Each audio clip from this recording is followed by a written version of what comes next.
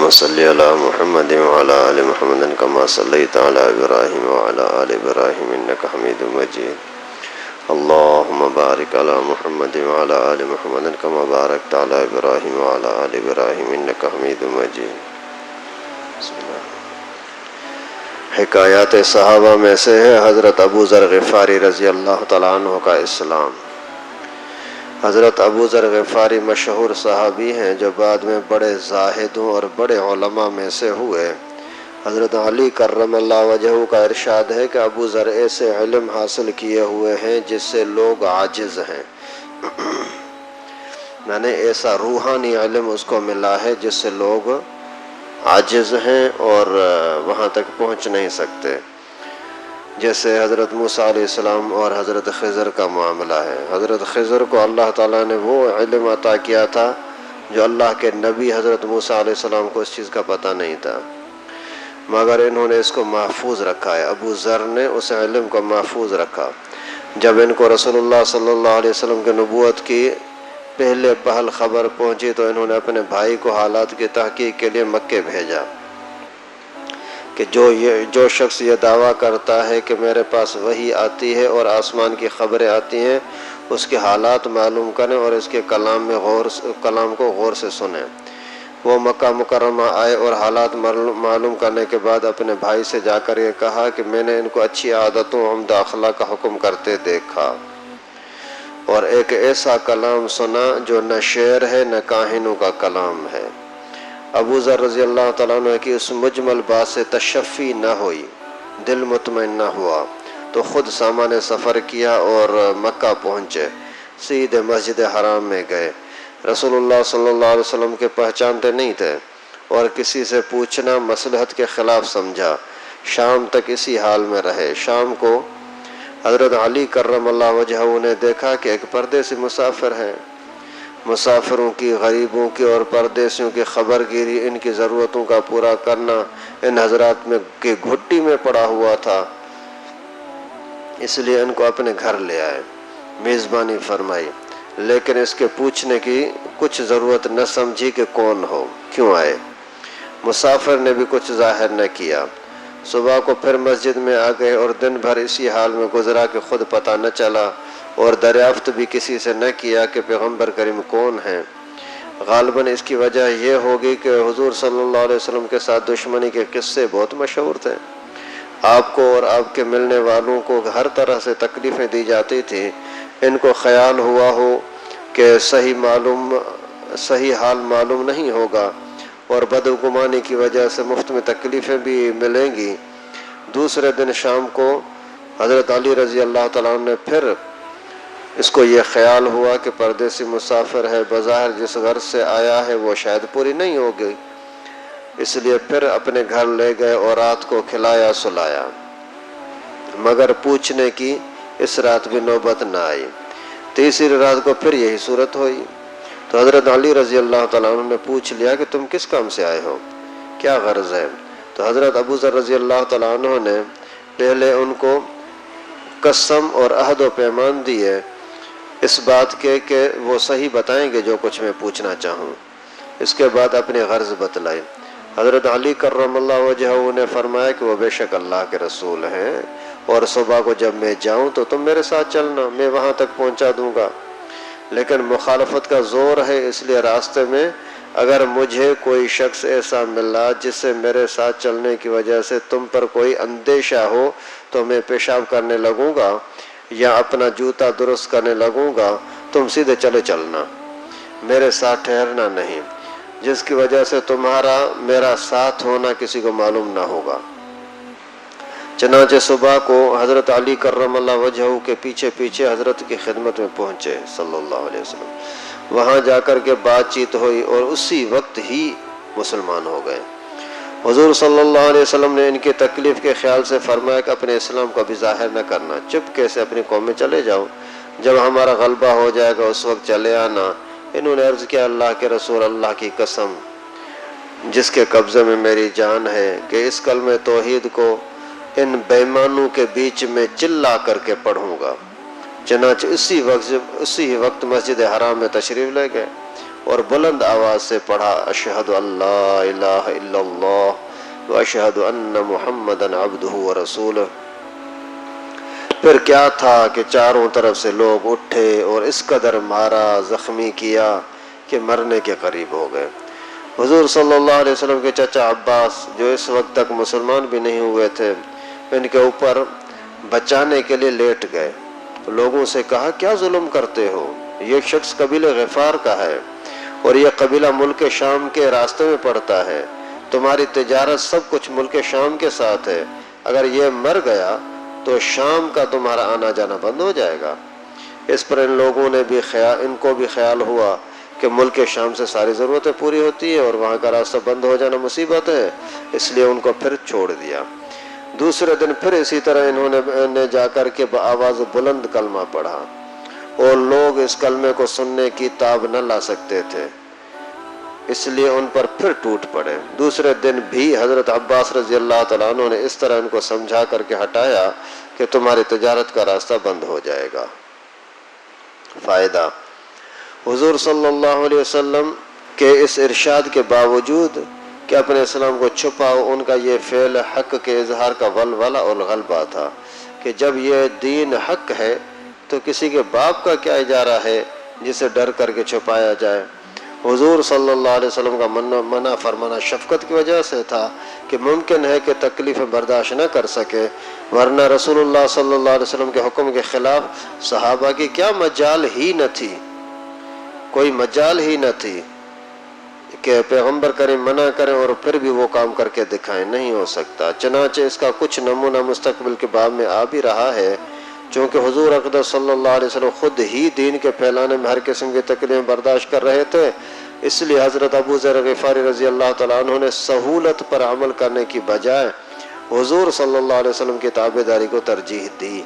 یہی ایک چیز تھی جس کی وجہ سے ہر قسم کی ترقی دینی دنیوی صحابہ کرام رضی اللہ تعالیٰ عنہ اجمعین کے قدم چوم رہی تھی، اور ہر میدان ان کے قبضے میں تھا کہ جو شخص بھی ایک مرتبہ کلمہ شہادت پڑھ کر کے اسلام کے جھنڈے کے نیچے آ جاتا، بڑی سے بڑی قوت بھی اس کو روک نہ سکتی تھی، اور نہ بڑے سے بڑا ظلم ان کو دین کی اشاعت سے، دین کو پھیلانے سے ہٹا سکتا تھا۔ ابھی اسی واقعے سے واضح طور پر معلوم ہوا کہ جب حق کا پتہ لگے تو خود آدمی چل کر کے وہاں پہنچے، یہ نہ کہ حق کو پہنچانے کے لیے تمہارے پاس کوئی آئے تم اس کے انتظار میں بیٹھو، نہیں، یہ ہر انسان کی ذمہ داری ہے کہ خود جیسے پتہ لگا کہ یہاں سے دین مل سکتا ہے تو وہاں چلے جاؤ، اور وہاں اگر دین ملتا ہے تو پھر اسی کے اوپر ڈٹ کر کے عمل کرو اور چلو، بھلے کوئی ناراض ہو جائے۔ خون بہتا ہے بہنے دو، جان جاتی ہے جانے دو، لوگ ناراض ہوتے ہیں ہونے دو، لیکن آپ کو دین پر ڈٹے رہنا ہے، دین پر مستقل ہی رہنا ہے۔ اور اسی طریقے سے پھر یہ سبق بھی ملا کہ اگر کوئی مسافر آپ کو نظر آتا ہے تو اسی کی خدمت کرنے کی کوشش کرو جو بھی آپ کو گنجائش ہو۔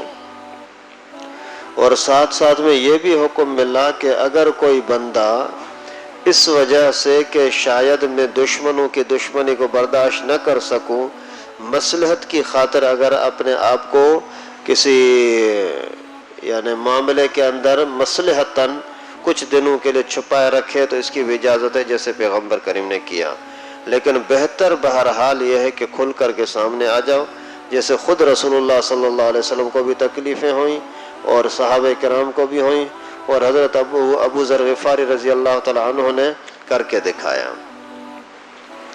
اور کافر کی نظر ہمیشہ دنیا پر ہوتی ہے، مومن کی نظر ہمیشہ اللہ کی رضا پر ہوتی ہے۔ کافر پہلے لڑ رہے تھے، لیکن جب ان کو یہ پتہ لگا کہ ہمارا व्यापार خراب ہو جائے گا اور شام میں آنا جانا مشکل ہو جائے گا تو چھوڑ دیتے تھے۔ تو مسلمان کی نظر ایمان پر ہونی چاہیے، اللہ کی رضا پر ہونی چاہیے، دنیاوی مفاد پر نہیں کہ بھائی میں اگر یہ کروں گا تو یہ ناراض ہو جائے گا اور یہ ناراض ہوگا۔ رزق روزی کا مالک اللہ ہے، کوئی اور نہیں۔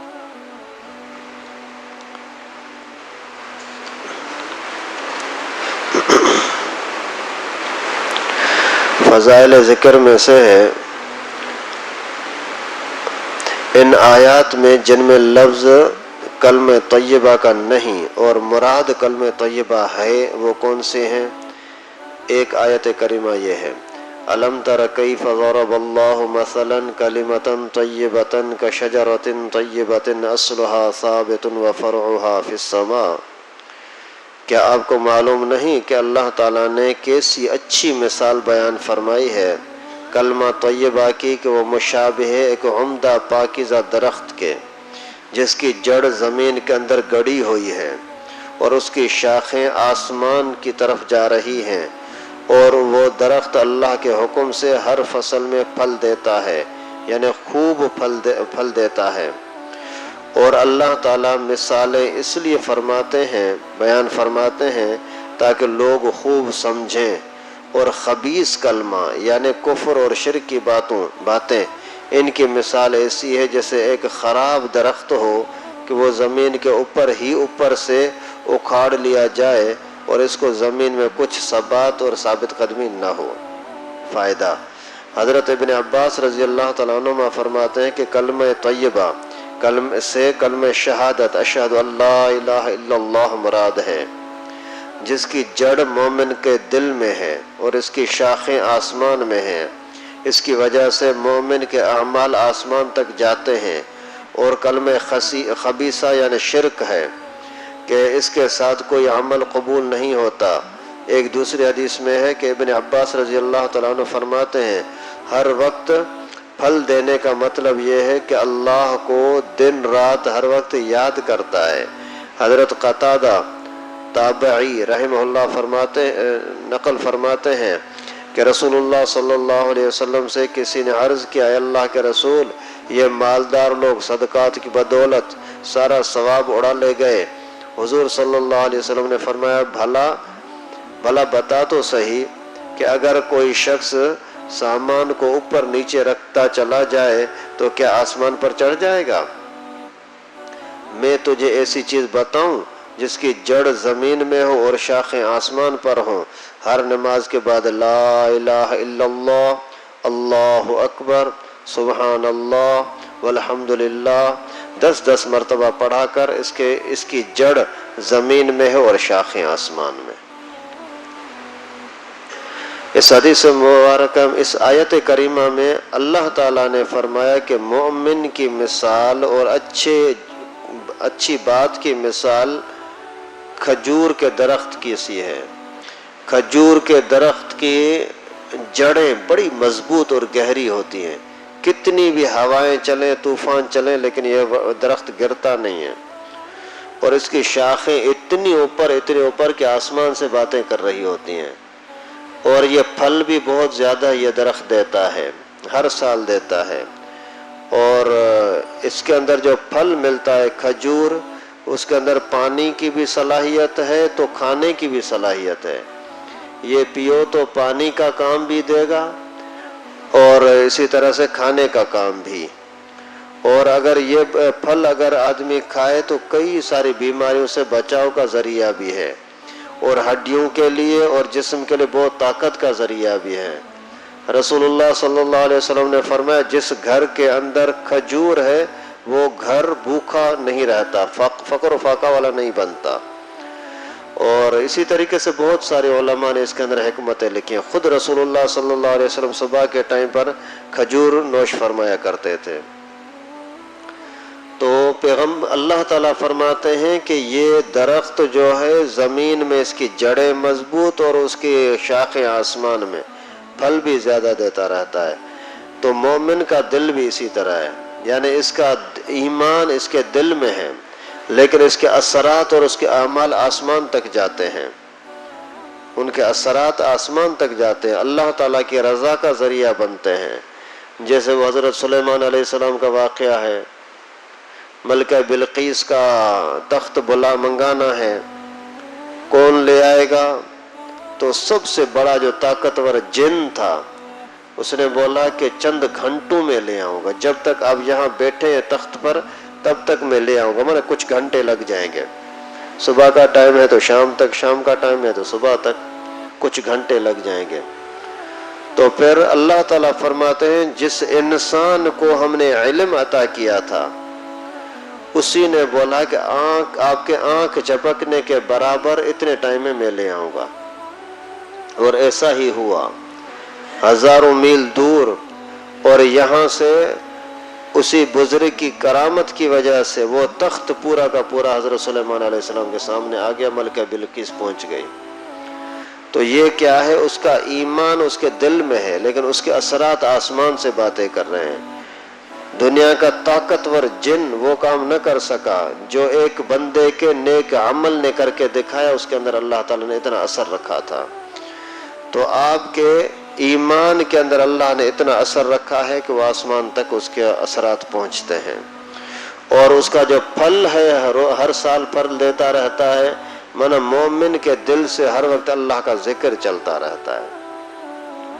اور بری جو مثال ہے خبیث کلمہ یعنی شرک اور کفر کی باتیں ہیں، وہ تو ایسے کھوکھلاپن ہے، بھلے درخت کی طرح ہو لیکن تھوڑا سا ہوا کا جھونکا آیا گیا تو اس کا کوئی اثر نہیں ہوتا۔ شرک ہمیشہ جلدی ڈوبتا ہے اور حق کا ہمیشہ ثابت قدم رہتا ہے۔ پیغمبر کریم کے زمانے سے لے کر کے آج تک ہر زمانے کے اسلام کو، قرآن کو مٹانے کی کوشش کی گئی لیکن کوئی مٹا نہ سکا، یہی نشانی ہے نا۔